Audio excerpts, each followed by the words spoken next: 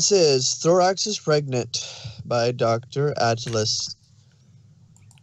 Ice cream. Twilight wasn't sure how she could process the statement she just heard. It was as if the gears in her mind went off track for a few brief moments before slowly turning again, trying to make sense on what her assistant just said. He's what? Was all that she could utter. With a sheepish grin, Spike nodded. Yep, pregnant. That's, what the changelings told me.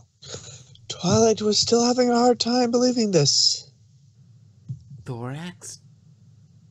Pregnant? That's all they said when I asked why they had a cart full of food on them. They were taking it straight to their ruler. Felt like they were in a hurry, too. Twilight sat down on the library floor and rubbed her temples. So, let me get this straight. They came here, to Ponyville, in the middle of the day to get food for Thorax because he's pregnant. Spike nodded. Makes sense to me. Twilight repeated the statement in her head. Spike, do you know how insane that is? For Thorax to be pregnant? Knowing nothing about the laws of nature, Spike tilted his head in confusion. What's so insane about it? Twilight raised on her of her hooves up. I'm guessing that's supposed to be one. First off, he's male. I know that seahorses are on the same level, but that doesn't mean he should be too. What about seahorses? Twilight lit up her horn and brought a book up to them. They're one of the very few types of animals that have the opposite gender have babies. It says so right here. Spike squinted his eyes at the cover. The many laws of nature. He then went deadpan. Wow, what a name. Was the rules of animals already taken? Twilight ignored his sass and opened the book, flipping through the pages. Spike, changelings may have many different habits and practices that we have, but only a queen can get pregnant, not their king. In fact, the king is the one that... Twilight started trailing off, realizing Spike knew only so much about this subject. About what? Spike asked, Twilight instantly regretting explaining this. She lit up her horn and flung the book away from them. Well, Spike, just like us, only a mare can have a baby. You remember what I told you about Flurry, right? You just told me not to think too hard about it. But what does that have to do with changelings? I'm saying that, like them, only a female can carry an offspring. Spike crossed his arms, wanting an explanation. Then explain to me how mares get pregnant and not male changelings. Realizing she just dug this hole herself, Twilight blushed and tried to think of something on the spot. Well, you see, Spike, there's a time when, a mare and a stallion, Sorry. She looked down at him, seeing his curious expression. They, you know... What? Spike said, coming closer. What do they do? Twilight stepped back. They,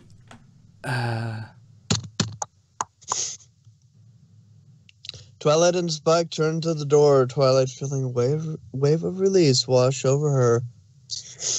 Oh, thanks, Celestia, for convenient interruptions. She quickly trotted to the door, leaving Spike still questioning this. Coming. Wait, Twilight! I'll tell you when you're older. She blurted out, reaching for the knob. Spike raised one claw in the air. Wait. When you're older. Twilight yelled, turning the knob and throwing the door open. Hello, how can I help? Twilight then took several steps back. What the... There standing in the doorway was Thorax, but not the one Twilight had seen last week. He was much larger, his transparent belly so large that it was on the floor. Even his legs could barely support him, and his facial expression said nothing but a mixture of both exhaustion and anger. Before Twilight or Spike could speak, the bloated creature said in a stern tone, "Where's your food?" Twilight kept her distance while Spike stood his ground. Food? Twilight said, still shocked to see Thorax like this. "Yes, food. He yelled, making Twilight and Spike flinch. You know, the stuff that you ponies eat to survive? Where's that cold storage box of yours?" Still in shock, Twilight asked. What kind of food? "Ice cream. Thorax hissed. It's the one thing they didn't bring me. And now I gotta have it myself. And I'm gonna have to get it myself." He made his first move inside, dragging his stomach along the ground with every step. Twilight watched in both horror and fascination. Thorax? "No! He snapped. No time to explain. I need directions, please. He started tearing up. I don't know how much longer I can suffer this eternal struggle." He yelled. Twilight blinked, never hearing this kind of attitude from him. I take it that your big belly is your struggle? Are you calling me fat? Thorax yelled before frowning. "Because I am really sensitive about my weight right now. And the last thing I need is a mayor to tell me what I can and can't do." Twilight put on a scared expression while Spike held her wing. I was just asking why you, why you're... "Didn't any of the changelings tell you?" Thorax said. "I am filled to the brim with eggs, and I got an appetite that these babies need, right now." He stepped closer, a shadow looming over them. "So where's the kitchen?" You really are. Twilight looked at Spike to look up at her with an expression that said, Told you so. Spike said, crossing his arms. Twilight looked back at Thorax. But how? How can... "How about I explain the little language I call equestrian, or maybe diamond dogs, more your vocabulary." He cleared his throat and pointed to the open door. "Take me to el kitchen over there, amigo. Andale, andale." Twilight stepped forward. Thorax, you need to tell me... "No! He yelled, making her step back. You need to tell me where that kitchen is, or I swear I'm gonna rip those wings up and shove them right..." Down the hall to the left. Spike blurted out, standing between him and Twilight.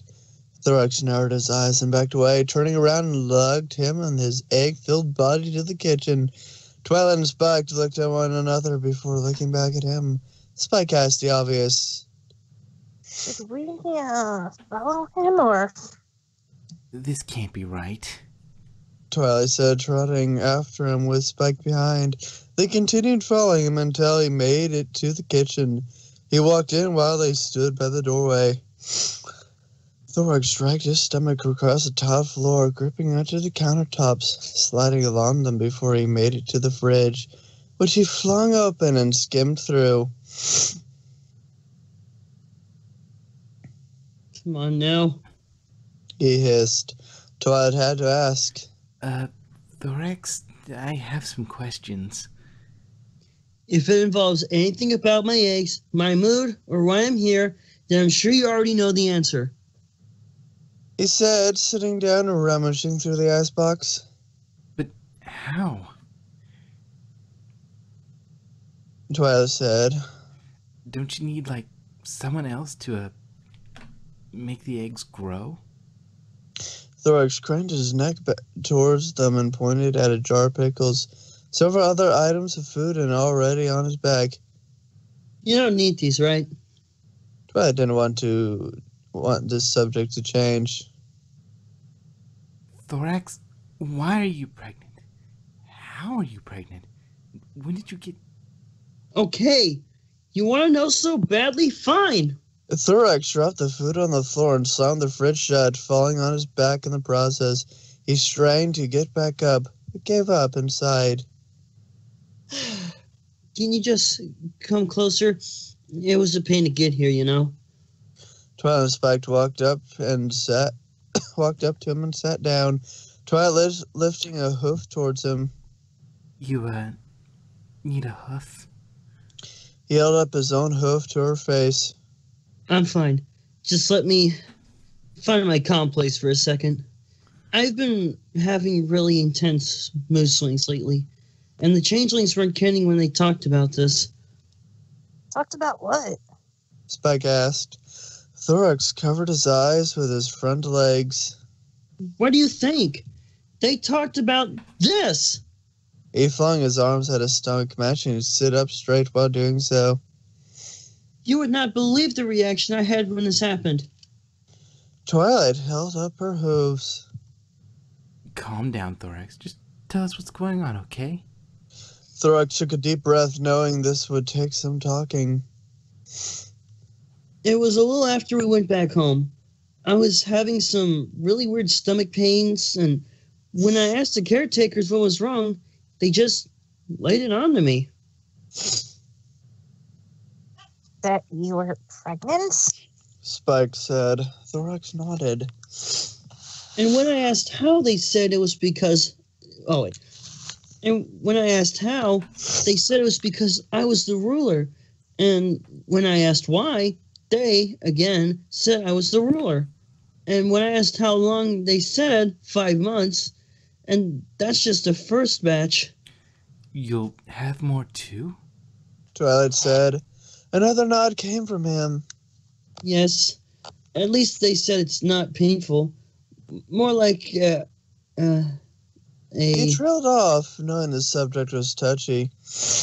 Well, I'm sure you have a book or something to tell you. Right, Sparkle? Twilight looked away while Spike tilted his head, still having no idea what he was talking about. That book didn't say anything about kings being pregnant. Did it say rulers or just queens? Because the changelings were very descriptive on why I, a male, am going to now have 245 more children. Spike's eyes widened. That many eggs? A rough estimate. Thorax clarified. And they have needs. Many needs. Mainly in the food area.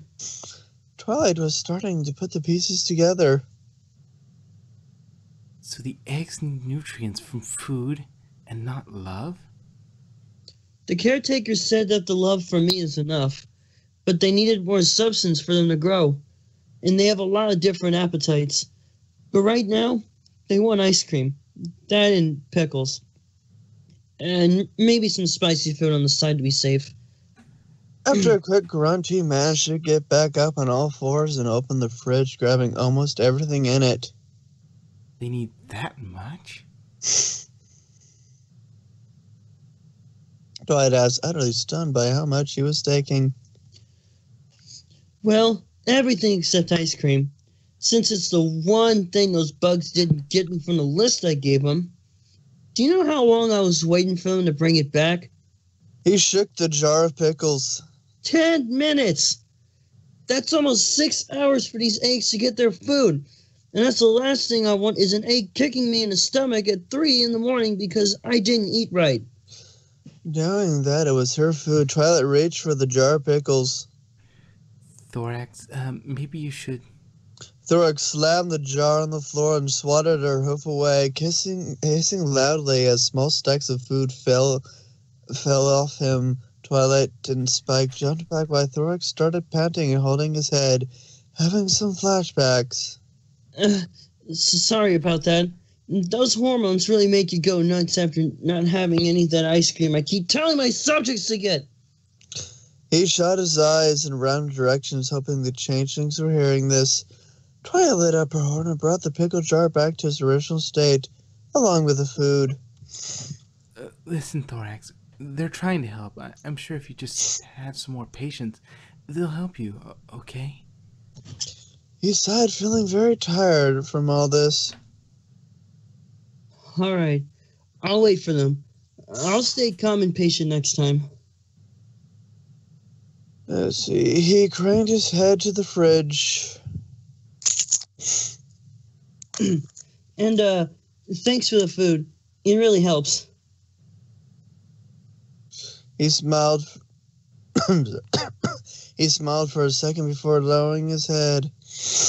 Now, please, if you would get the fuck out of my way and let me get to my fucking subjects and tell them to get my fucking ice cream. Twilight Spike's eyes widened as he started walking closer.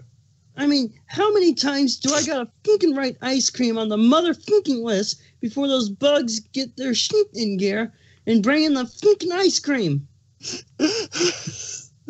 Sorry. His face was inches away from theirs at this point, his plastered with anger, while theirs full of fear.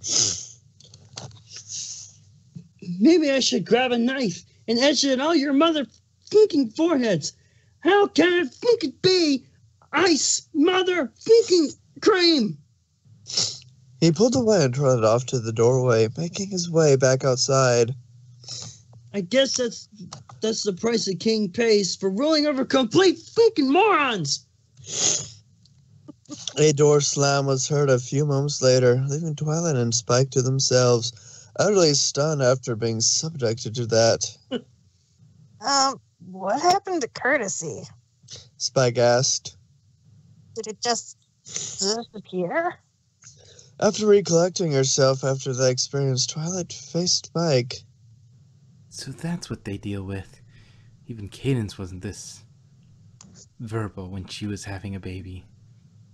Spike scratched his neck. Well, the changelings did say he's been acting a little mean to others. A little? Okay, maybe. Repeated. Okay, maybe they said he was really cranky, but to them it's normal. He shrugged. Maybe changelings have it worse. I mean, they've been with their queen for a while. They probably got used to it. Used to that cluster of words spouting out every time he's hungry? I wouldn't be surprised. Spike said. I mean, if he's like this, Chrysalis might have been a whole nother level. Twilight couldn't even imagine Chrysalis being in this state. Those poor, poor bugs. She said, walking back into the hall. Spike nodded and followed. Anyway, now that that's out of the way, can you tell me how they... I said, when you're older. But... When you're older. Author's note. What the is wrong with me?